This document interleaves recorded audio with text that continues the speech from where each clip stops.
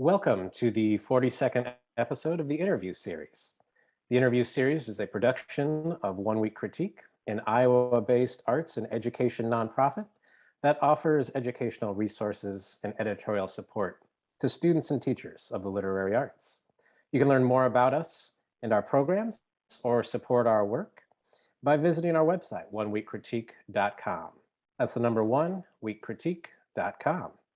And please like and subscribe to help us continue producing excellent content. I'm Matthew Schmidt, joined today by Don Lee. Don Lee's latest book, the story collection, The Partition, has just been published by Akashic Books.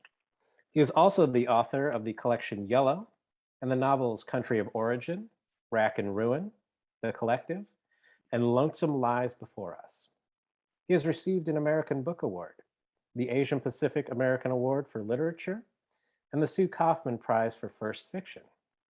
He lives near Baltimore with his wife, the writer Jane DeLury, and directs the MFA program in creative writing at Temple University in Philadelphia. Welcome, Don. Thanks very much, Matthew. It's great to be on the show. Thanks for having me. Of course, we're glad to have you. Today we'll be looking at an excerpt of Years Later, the shortest story in the Partition. I was talking with a friend of mine, and he told me he once went to a panel that you were on and says you have a very regimented writing practice. Maybe you could just start by describing your general compositional tendencies. I wonder which panel that was and how long ago that was. I think it was an AWP panel. Right. There was a friend with you, and you shared a spreadsheet with him. Yeah. If that rings any bells. It does ring some bells. Well, first of all, I don't do that with short stories, but I certainly do it with novels. And it was because, I wrote my first book, Yellow, a collection of stories. And at that time, of course, publishers are disinclined to publish stories, and they wanted a novel from me. And I remember actually the editor, my eventual editor said, "Oh, are you working on a novel?" And I said, "No." And she said, "Do you have an idea for a novel?" And I said, "Well, vaguely. I was sort of thinking I grew up in Tokyo, and there were a lot of CIA personnel working in the U.S. Embassy, something along those lines." And she said, "Great." And so, after the Yellow came out, I had to work on this novel, and I knew that I could not do my usual practice, which was, eke out a line for a story and then continue to work on that line until I was happy with it, and moving on. And so, it would take me forever to just get a first draft of a story, and for a novel that would just not work because you couldn't really see what the story was going to be like. And so I thought, all right, I have to just sort of get a draft done, and then I can revise. And so I was determined to write a first draft in a year, and I sort of figured this out. I got negotiated to get Fridays off from my job, and so if I wrote 2 double-spaced pages a day, Friday, Saturday, Sunday, I'd have well over 300 pages in a year.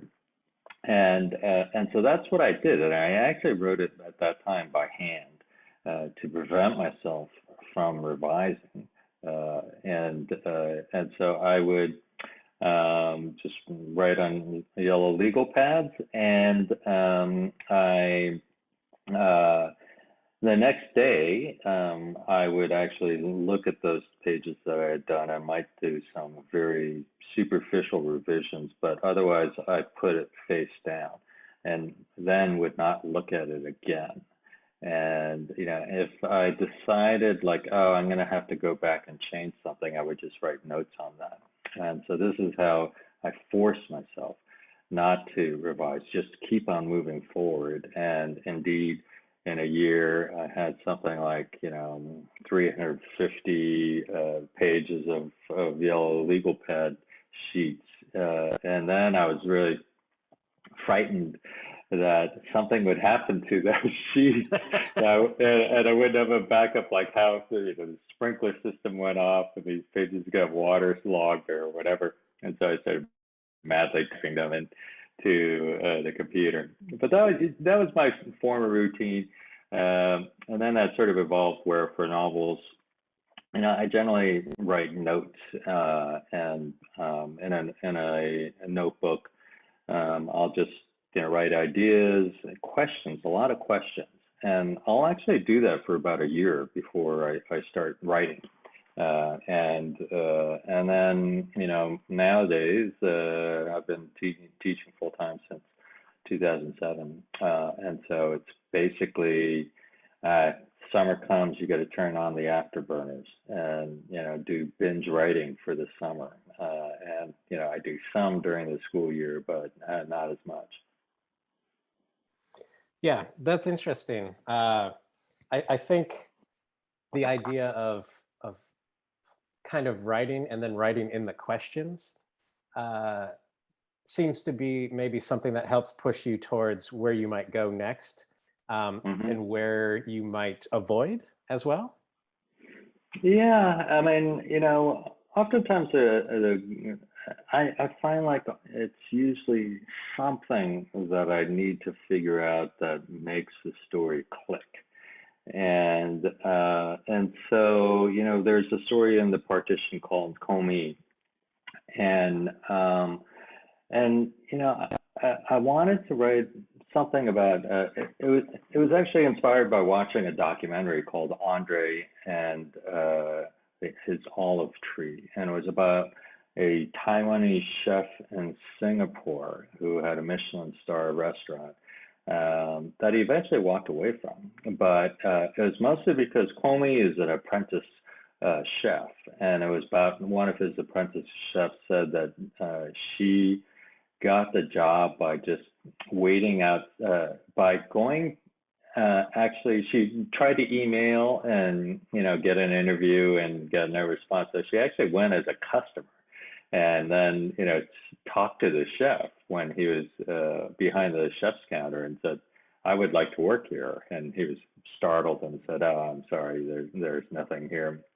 And the next day she waited outside of the service door, the kitchen door, and just would not budge until he finally said, okay, I'll give you a try here. And so that was the original inspiration for it. And part of it was because there was one of my favorite restaurants in Philadelphia. It's called Serpico. And a fellow named Peter Serpico was the owner chef, and he used to be David Chang's right-hand man at Momofuku. And I used to go to the chef's counter and watch him, working in the kitchen. And he's adopted, Korean adoptee. And so, I was very interested in his story and his kind of rise. And so I knew I wanted to have something that was, brought those things together, but I really didn't know what the story was going to be about. But one thing that I remembered was years ago, maybe 10 years before that, I was invited to do a reading at the University of Central Missouri in Warrensburg, Missouri. And for my host for dinner took me to this Asian restaurant with the generic name of Oriental cuisine. And so it was a mishmash of, I think the owners were Korean, but it was a mishmash of Korean, Chinese, Thai, food, Japanese food.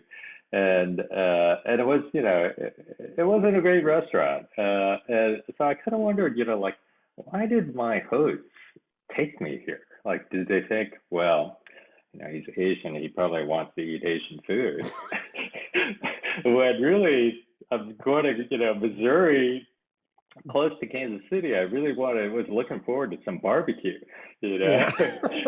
And so, but then I remembered that, and then I thought, oh, how if, my character, this woman, the apprentice chef, needs to go back home to Missouri, how she's from Missouri, and how her family had run this restaurant. And so that made this story click. And so those were kind of my notes that led to this. Like, what is really, what's beyond this? That's what I'm usually asking is, what would make this a much more interesting story than, there's no plot if it's just simply a chef who's working in a restaurant that's in Philadelphia, right? And so that really just sort of all of a sudden I had the story, and that's what I'm usually looking for in these notebooks. Is I do the notebooks as well for short stories. I don't do these elaborate outlines in a spreadsheet like for the novels, and that's usually actually only after I have the first draft, and then I'll create that outline, and I'll start to move things around. And I did this because I used to do it on index cards, but it was laborious to keep on writing stuff and rearranging things on index cards. Definitely. Yeah. So we're going to talk about Years Later, which also has some characters watching food preparation. Could you briefly summarize the story for those that haven't read it yet?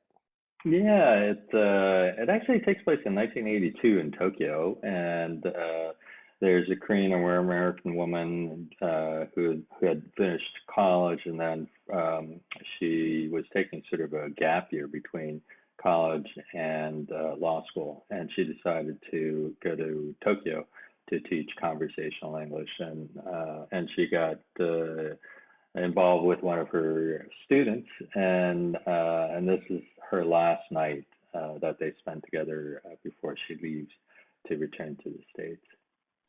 Excellent. All right. Well, this was originally published as a preference for native tongue and came out in the Kenyon Review in 2006. So there's been a big time span between when the partition came out this month and the original publication. I'm going to bring up that initial draft and ask you to read a few paragraphs from it. Okay. Ah. All right, I'm actually gonna read from this here. So yeah, the original title, Preference for Native Tongue. It's her last night in Tokyo, her last night with Junichiro.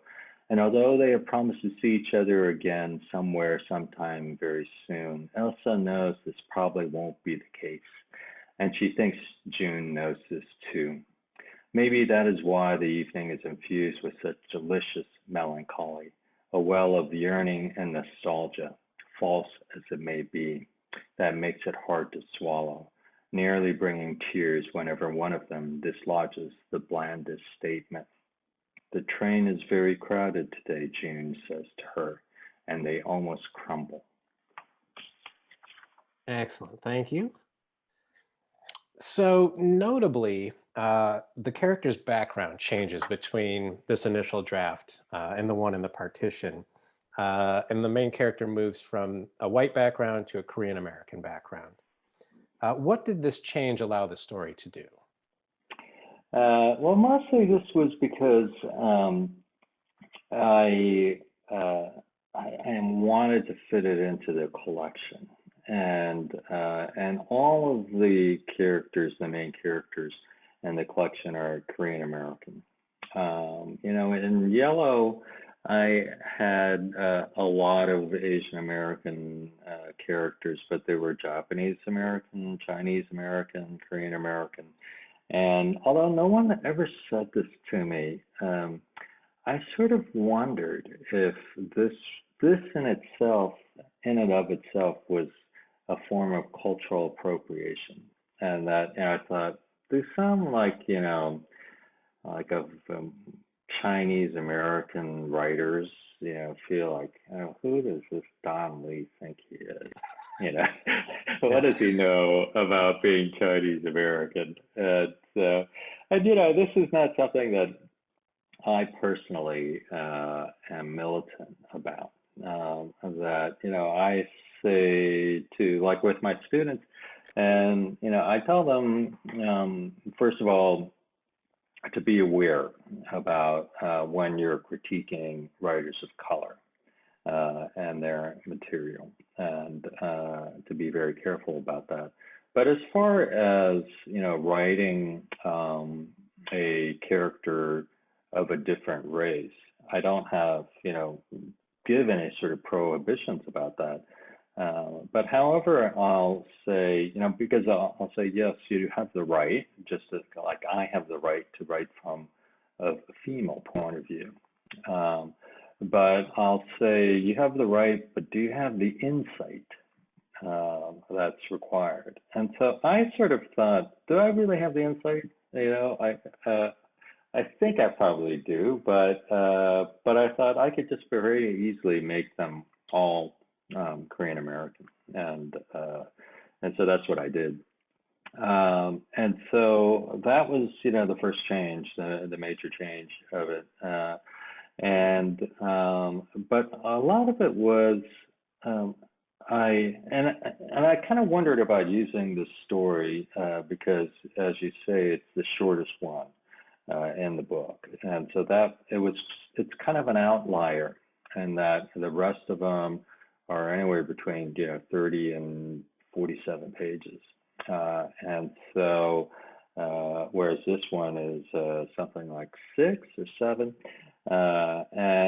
but it takes place in Tokyo, and although this collection is not a linked collection with recurring characters or a single setting, each city appears in at least 2 stories.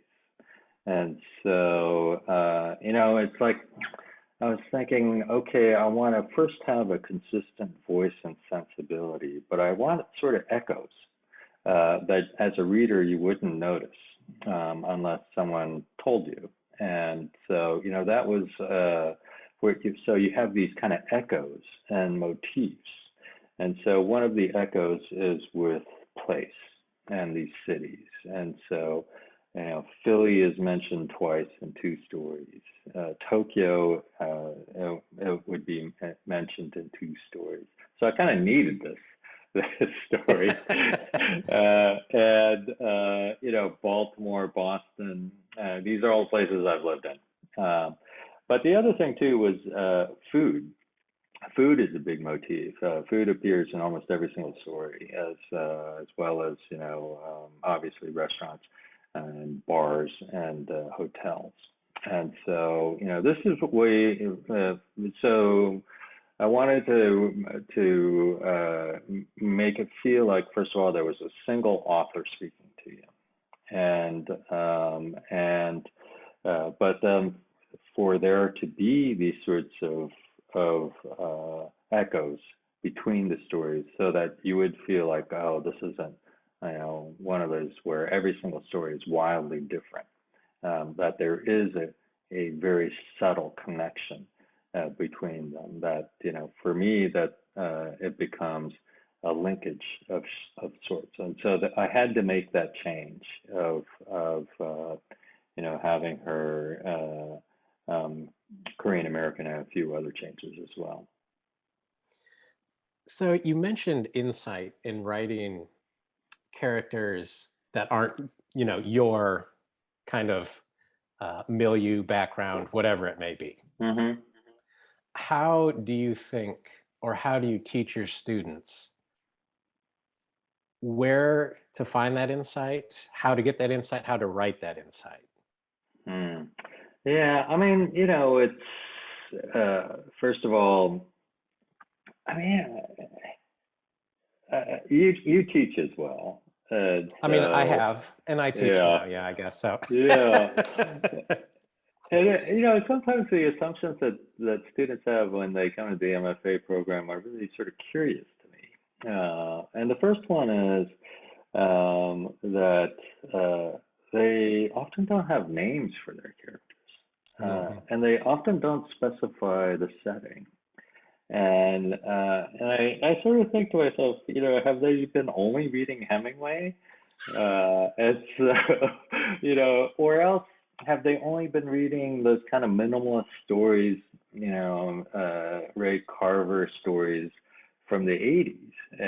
Maybe this is what they were taught in undergrad from their professors.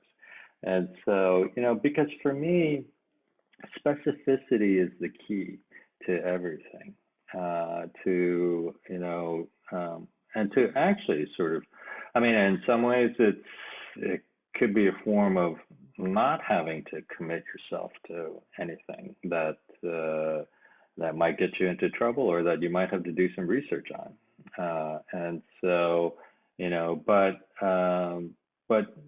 like, first of all, what spurs me oftentimes is someone's job. I'm really interested in people's passions or lack thereof, and so that occupations, I get very specific into it and do a lot of research into it. And so, I think that these are the things that you really need to do, even though they never, in particular, might never make it into a story, but you have to actually know everything about these characters, their entire background, and so that's, I think, what I try to urge my students to do, is to really dig and actually to commit to a specific life. Yeah, I think,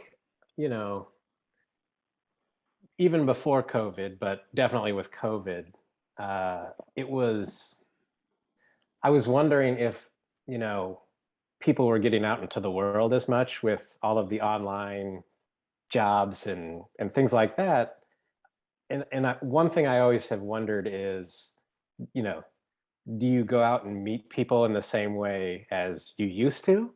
Or like, I guess I don't know exactly what childhood is now, as far as like I see kids in the neighborhood and they come out and play, but you know, once they're able to move around themselves, are they still doing the same things, or do they stay home more and do things online and make friends that way? So I've always wondered in the last, I don't know, 10, 15 years maybe, how that has affected writing and in what way it is people are able to kind of, meet people in real world settings and talk to them. Hmm. Yeah, that's interesting. I mean, I hadn't thought of that, but I mean, certainly during the pandemic, that curtailed a lot of writers going to interview people. But on the other hand, it's given more of an opportunity to say, oh, can I interview you on Zoom? And it's made things, in that respect, easier. But it's different to see somebody in person and to like if you're I was thinking of let's say that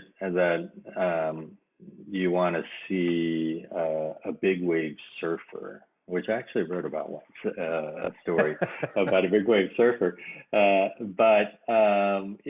So being able to fly to Maui and meet Kai Lenny, as he's about to go off on Jaws, the brave Jaws.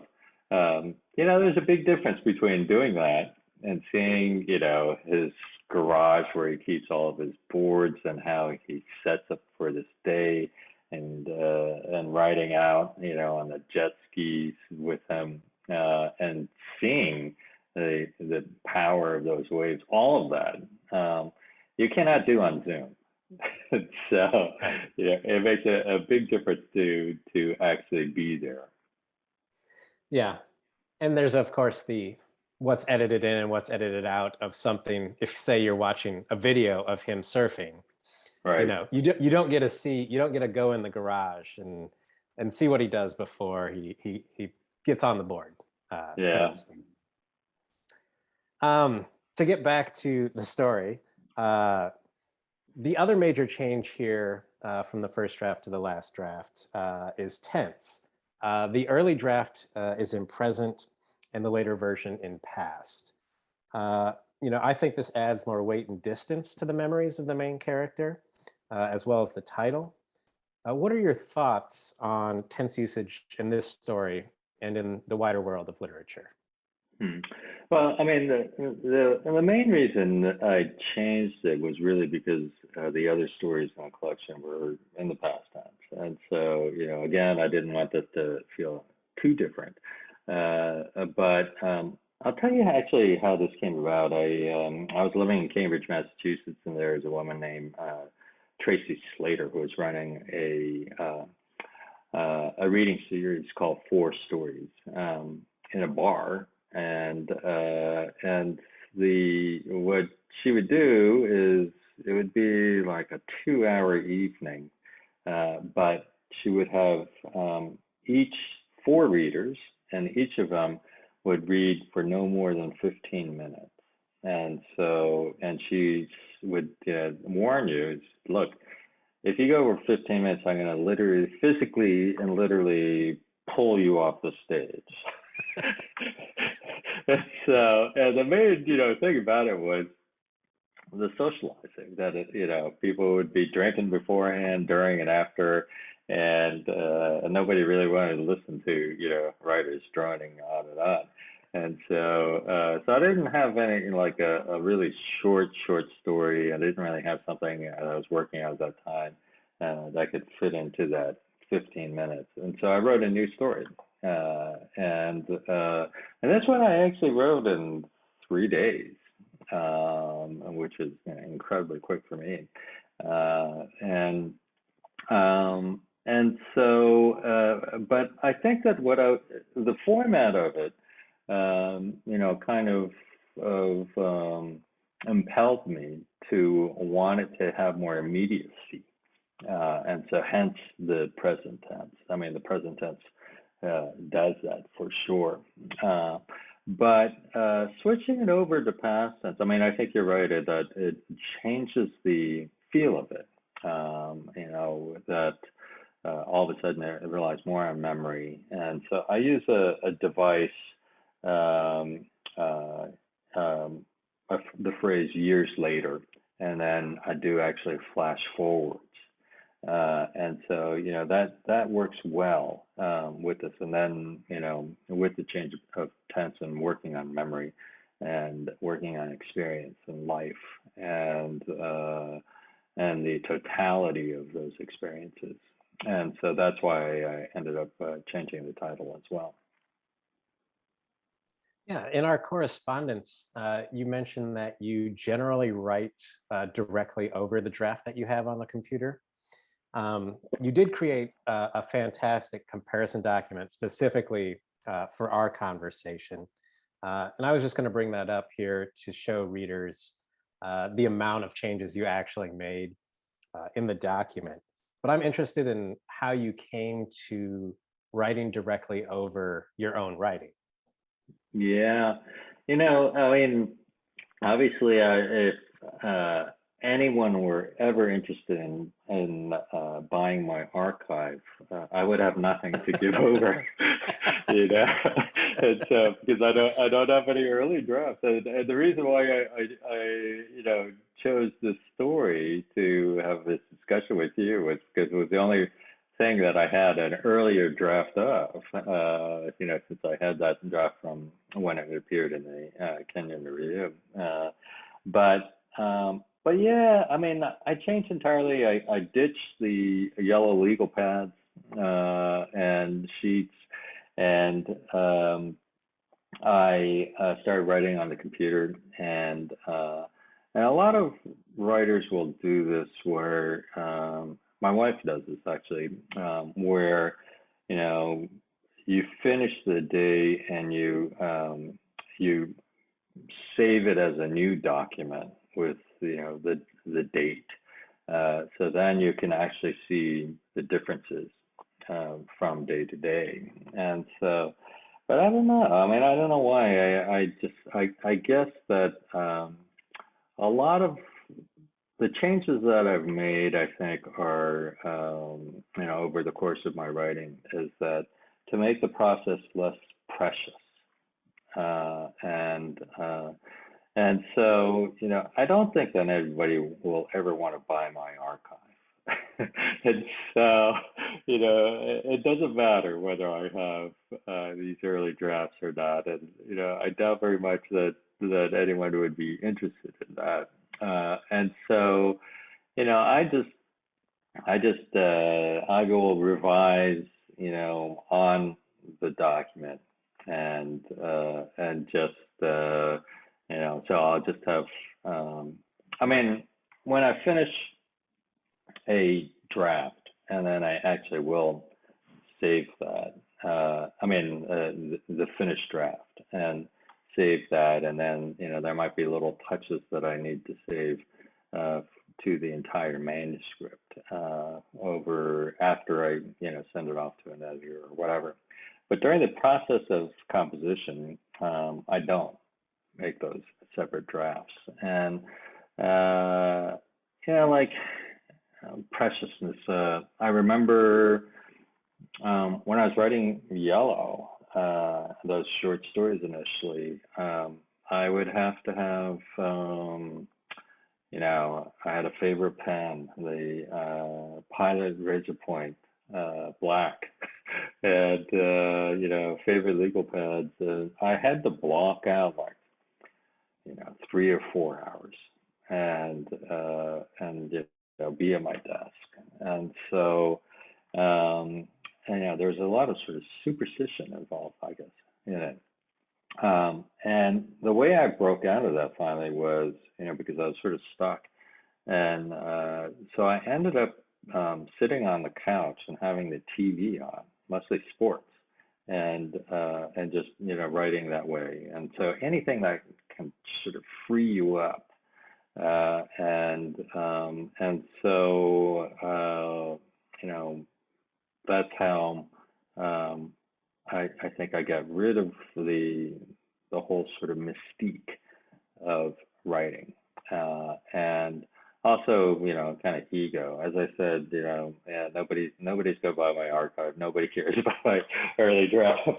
The only thing about it is maybe I will think, oh, I actually could have used that thing that I erased. But usually you can recreate things. Yeah, I mean, I think it's too early to tell on the archive situation, but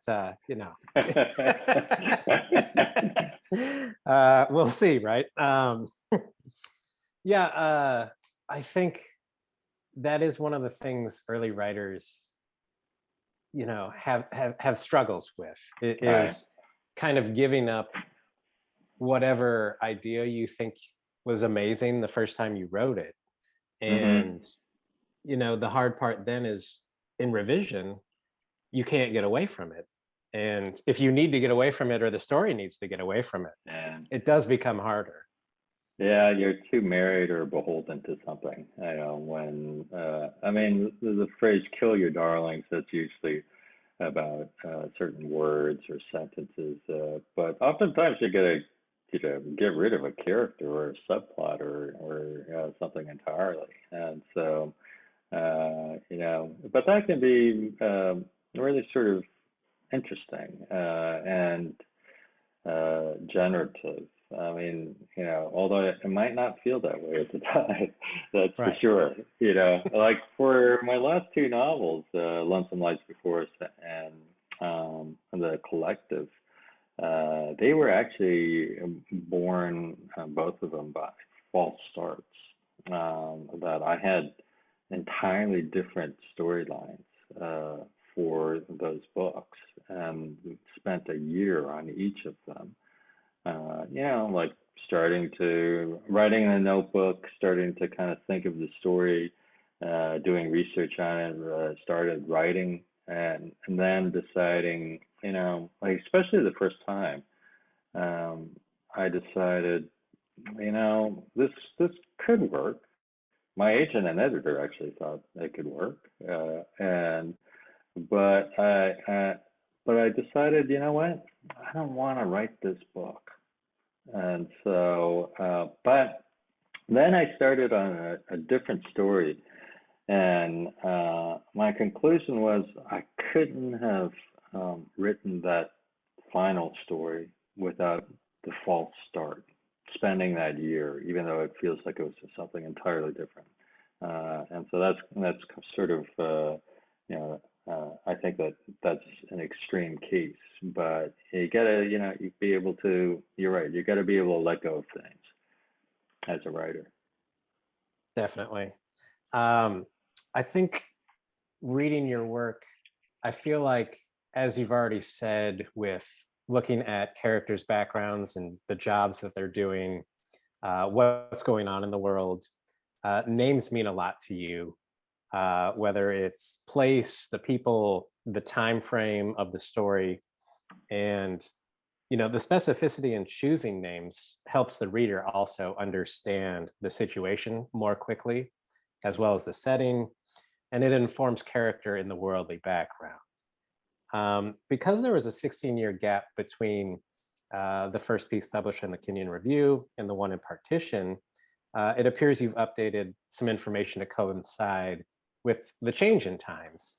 One thing I noticed was in the earlier draft, there was a rocket-propelled grenade, and in the later draft, it's an IED. How do you arrive at what names and information to provide in the story? Is it mostly research, or does some of it come from memory, the news, intuition? Yeah, well, and that's the particular case. It was originally IED, but the editor at the Kenyon Review didn't know what that was. And so I changed it, but now everybody knows what an IED is, Yeah. and so but a lot of it, came from, yes, all of those things, the news and research and memory. But I do a shit ton of research on everything, and it's made all too easy with the internet now. Yes. And so you can just get buried in research and not have to write, and so and then probably, I mean, for sure, my weakness as a writer is having too many details.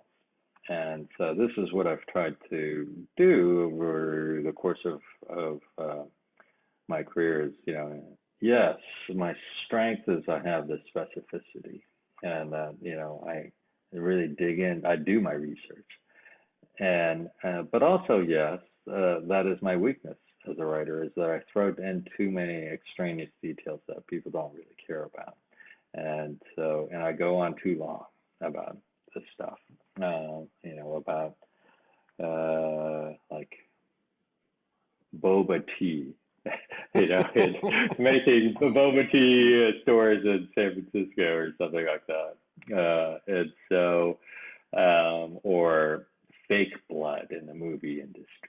Yeah. And so, I mean, it's fun for me. Most of this is fun for me to kind of, figure out and learn about. But so yeah, it's both my strength and weakness, and as a writer. And so, yeah, I mean, I have tried over the course of my career to figure out what is really important here and what is going to sort of bore people, and what becomes repetitive. But it's still something I'm working on. Yeah. The internet, right? Yeah. Once you find something you're really interested in, it is really difficult to get out of there. But like in the stories in the Partition, the boba tea or the fake blood, for example, I find those really interesting. I think, I'm not every reader though, right? So it's hard to know, like, where do I cut off my kind of love affair with boba tea, for example, and give enough information, the pertinent information, um, and move on with the story, so to speak. Mm-hmm. Because like I learned things reading those sections that I didn't know before, and I was like, oh, this is fascinating, and then sometimes I'll go on the internet and get sucked down a hole myself, but I think it's really interesting to have those things within the story. It is kind of like the internet in the link on an internet where it's like, oh, now I get to go down this cool hole and like immerse myself for a while. Right. So, Yeah.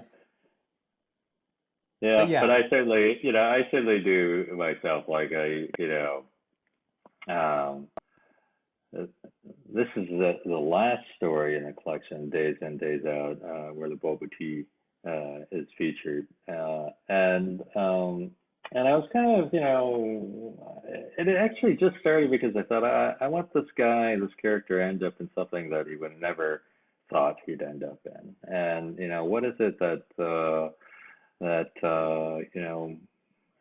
some kind of shop or industry, and I remember once going to an ice cream store with a friend of mine, and he said, uh, owning an ice cream store would be the dream job because um, the transactions are very short and everybody's always very happy. And I thought, yeah, and there's an ice cream shop down the street from us called the Charmery, and so I was gonna have something, artisanal ice cream, something or another. But then I was thinking about San Francisco, and for some reason I thought of boba tea, and then I found that there was a chain of boba tea shops called Boba Guys, and there were these two guys who were sort of entrepreneurs, and then they had this big fiasco when they actually helped promote this new law to ban plastic straws, but not because they thought that they had a good replacement. But then they ended up not knowing that no, that particular replacement would be banned as well. And so so then they had to go on this frantic search to find a replacement straw that would be strong enough to pierce. Usually boba teas are sealed with foil, to pierce that foil and to not disintegrate. And they needed to be big to be able to slurp up the boba. And so that just like totally fascinated me. I thought, that is great. I will use this. And so I probably know more about those boba guys than they do themselves. Oh yeah. No, that's funny though, because of what happens with the character in that particular story. We Yeah. won't get into that here, but I enjoyed that. All right, so we're going to take a look here at the beginning of the draft. That is, well, the actual story in the partition. I will pull that up on screen here for our viewers. Yeah. And ask you to read a couple paragraphs again. Yeah. Years later, it was her last night in Tokyo, her last night with Jun Ichiro, and although they had promised to see each other again somewhere sometime very soon, Emily knew this probably wouldn't be the case, and she thought June knew this too. Maybe that was why the evening was infused with such delicious melancholy, a well of yearning and nostalgia, false as it may have been, that made it hard to swallow, nearly bringing tears whenever one of them dislodged the blandest statement. The train is very crowded today, June said to her, and they almost crumbled.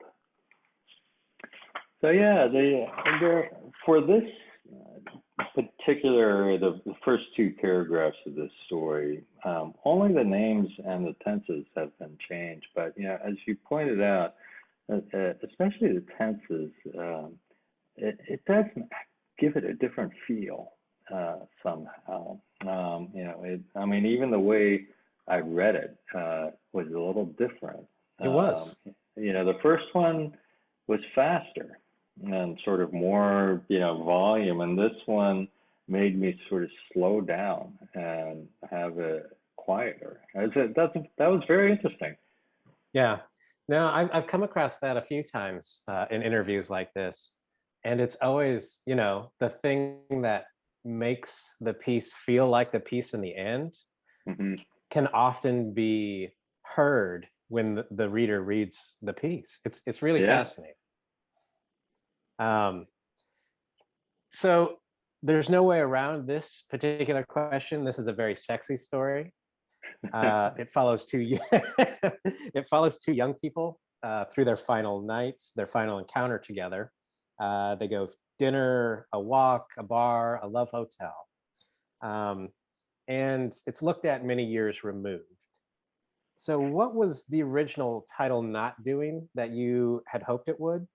And how do you think about writing sex in fiction? Yeah, so the original title, Preference for Native Tongue, was a play on two things. One was because this is about language and, speaking a foreign language. And then the other thing that I played with was that there's a scene of cunnilingus in there.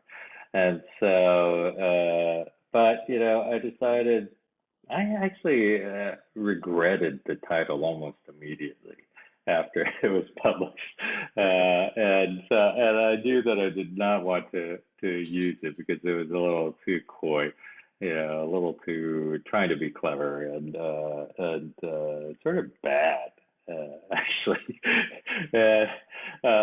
But as far as sex goes, yeah, I mean, I got married 4 years ago, but we've been gone. We first met 8 years ago, and my wife has two daughters, and who are 20 and almost 16 now, and so I've known them through their formative years, and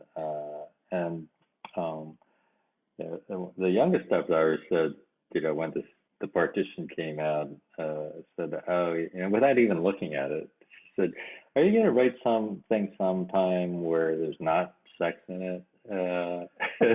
So I can read it without feeling embarrassed, And so yeah, I mean, there's not as much in this book as in previous books.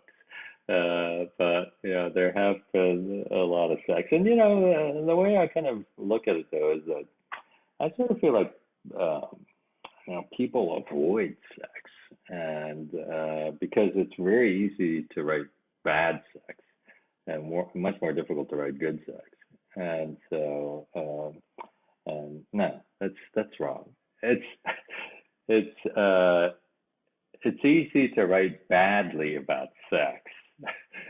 Okay. I don't want to say writing about bad sex or writing about good sex.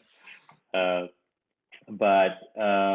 so, that's sort of a challenge to myself. But I think it's also just kind of, being influenced early on by, certain writers. It's like Henry Miller and Charles Bukowski, and, dealing with the outre was always sort of interesting to me. And then, thinking about someone like James Salter and A Sport and a Pastime. It comes out in 1967 and has a scene with anal sex in it, and it was just shocked people. And so, and my intention is not to shock, but more not to shy away when I'm dealing with relationships. Yeah, I think that answer is so spot on to kind of how I think about it.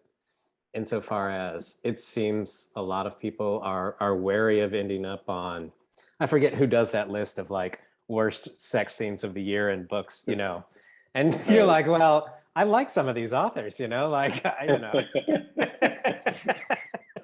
But it is a difficult thing to get. I don't know if I want to say right, but to get kind of like, I don't want to say fluid either, but like, uh, you know, to make it seem not out of place, I think And is not gratuitous. right, and not gratuitous Yeah, either. Yeah, yeah. yeah, it's a difficult challenge. All right. And not to present yourself as, somehow perverted. Right. So, Yeah, you don't want to out yourself too much. yeah. Oh. So there's also less Japanese in the later version of this story, and I was wondering uh, if this is how do you determine that? Like, I'm going to take out this section of Japanese and describe it in English.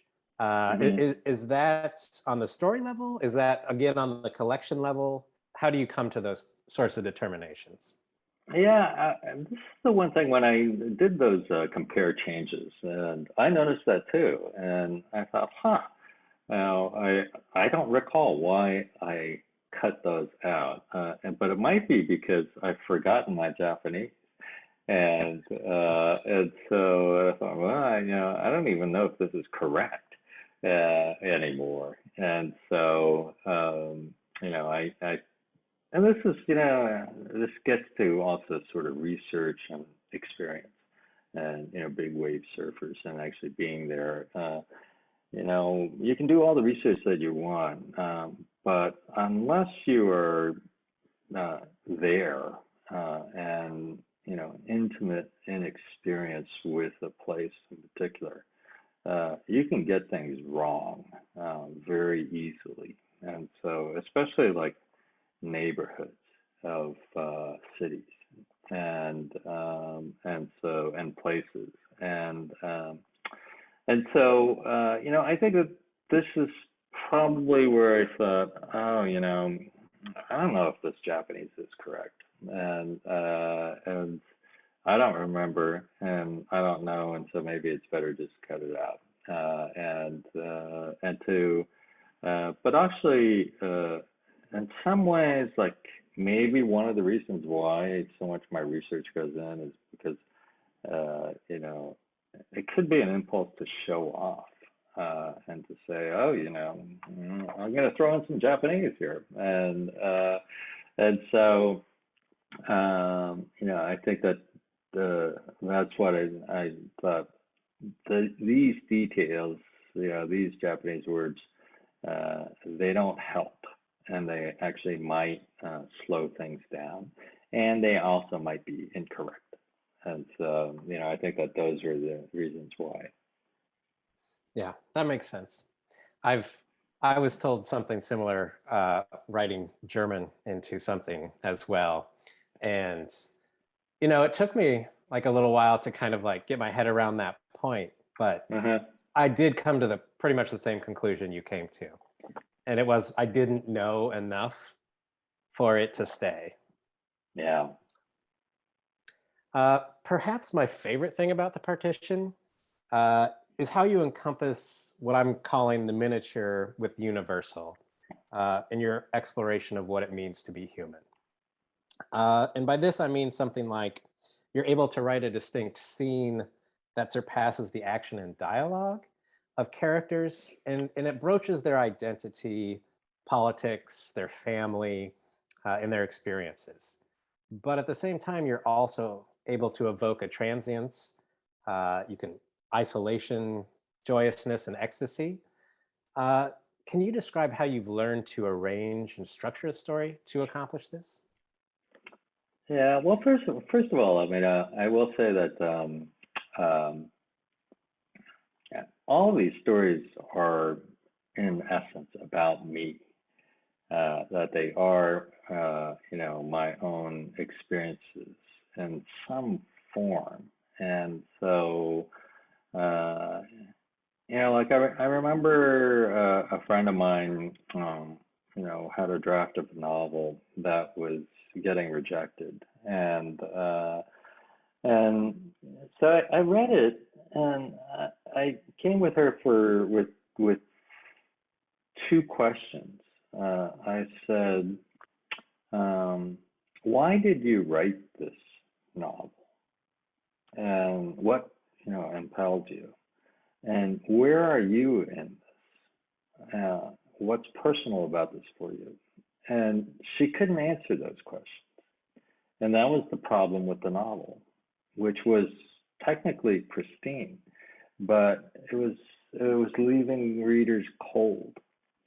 And so, that's the first thing is, putting myself in some way into these novels, that they are, eventually the questions that I have asked myself, which is the same questions that I think everyone asks, which is, who am I and why am I here?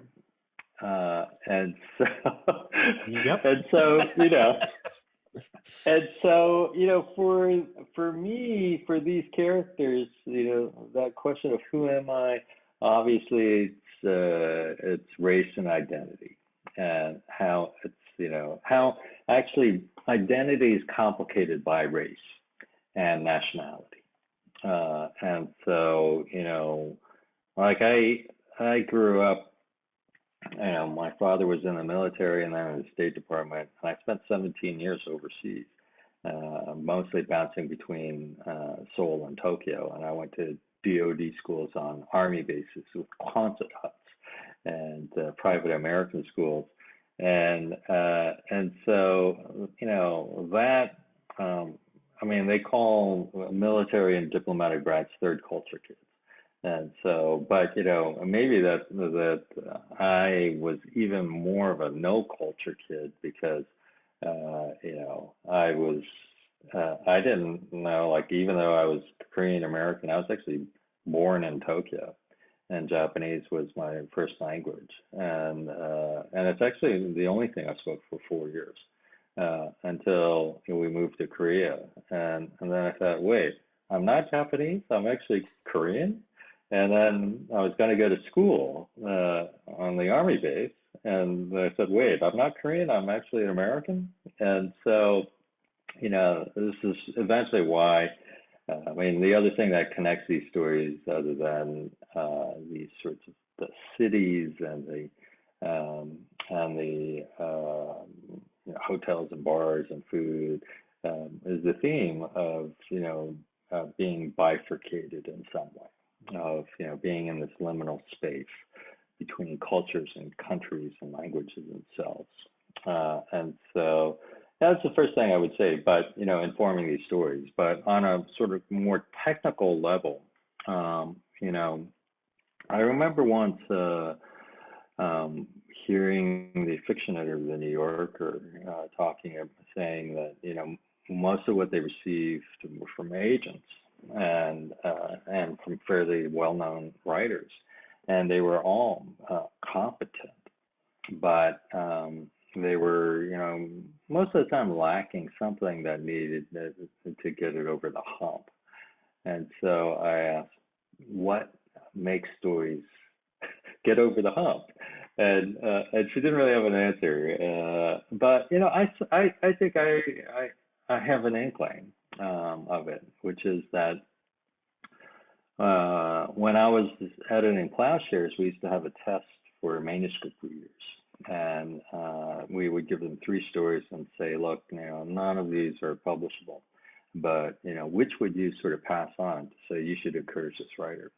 And so, one of them was a throwaway. It was really just sort of filled with cliches, terrible writing, and then the second one was actually craft-wise beautiful, but sort of empty. It was what you call the workshop story.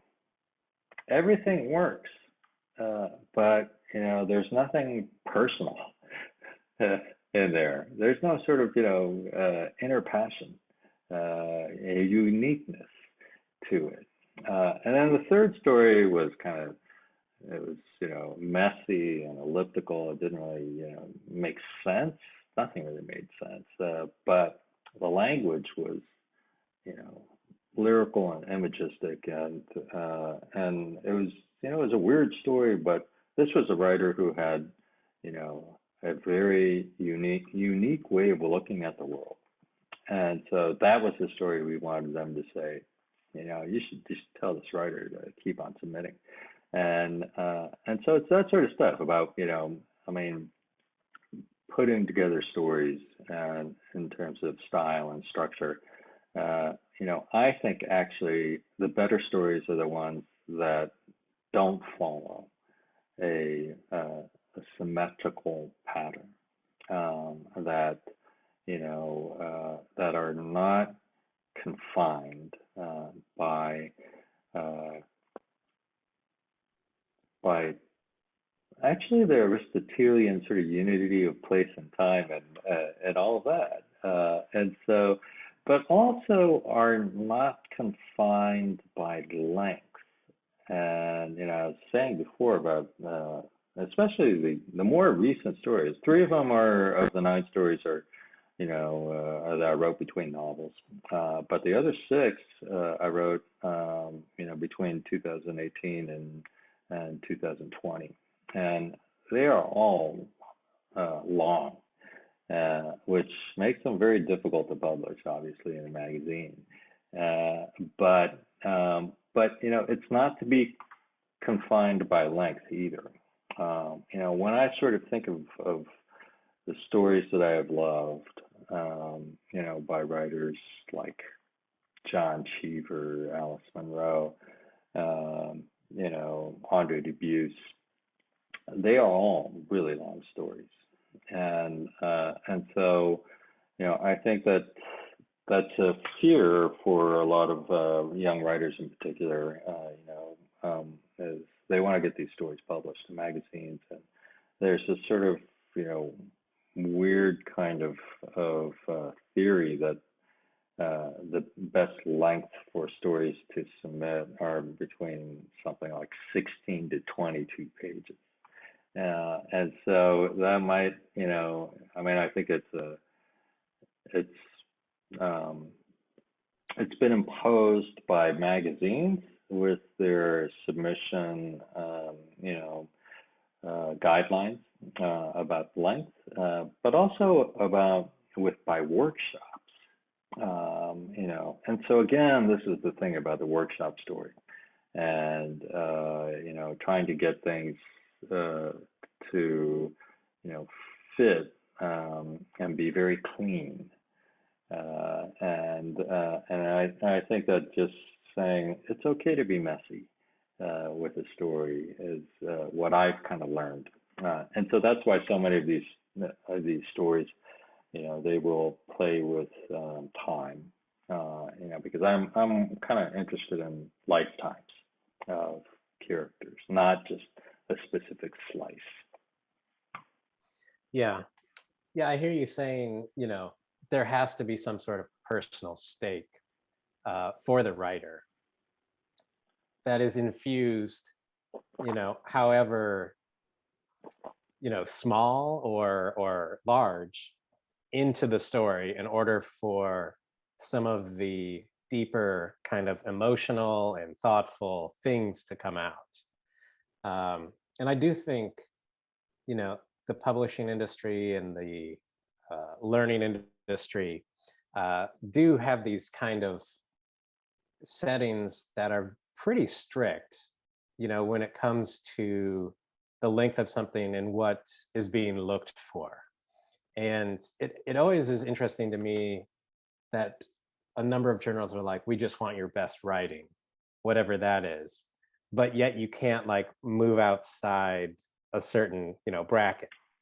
Yeah. And you can't always like have, an essay buried inside a story, or poetry inside a story, or something like that.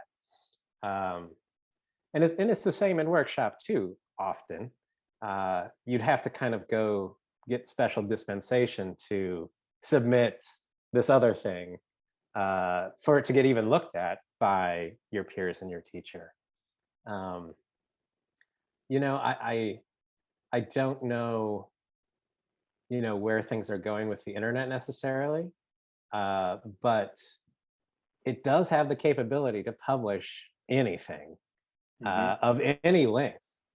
And I'm still maybe kind of waiting around to see some really, really strange things happen. Right. I don't know if you've seen any that you've come across, but I don't know. I'm still waiting for more things where it's like what we talked about earlier. Like the part of the story's going on and there's like hyperlinks within the text and you click on those. I've seen some of those. Um, I don't know. I'm waiting for more, I don't know, expansive Hmm. things to happen, I guess. Yeah. Yeah. I mean, hyperlinks, that's Robert Coover from, Yeah. a long, long time ago. And we haven't really advanced that much. And so, I think it's probably more so in poetry that the innovation has occurred online than um, in fiction. At Temple, we have fiction and poetry, and the poetry leans toward the post-avant, and they have some. I see some amazing stuff that not only in terms of poetry, but in terms of hybrid work and cross genre. But they incorporate all kinds of they incorporate fiction and nonfiction and documentary, poetics and essays, and so that's really exciting stuff that I see, out of that whole post-avant scene. And on for online magazines, you're right in that a lot of them have sprung up because uh, it's so much more cost effective than having a print magazine these days. And but occasionally you see like I think that there's a magazine called Diagram that has some really sort of interesting graphics and things. But I think that we're still limited in the form that there hasn't been a lot of kind of imagination of what they could do. And so, yeah, I mean, so Matthew, what your conclusion is, we really haven't made any progress whatsoever. Stay tuned, right? That's right. That's right. Oh. Well, Don, thanks so much for joining me and for sharing your work with us and our viewers. It's been a pleasure talking to you, Matthew. I really enjoyed it. Great. Well, take care. Thank you. Bye bye.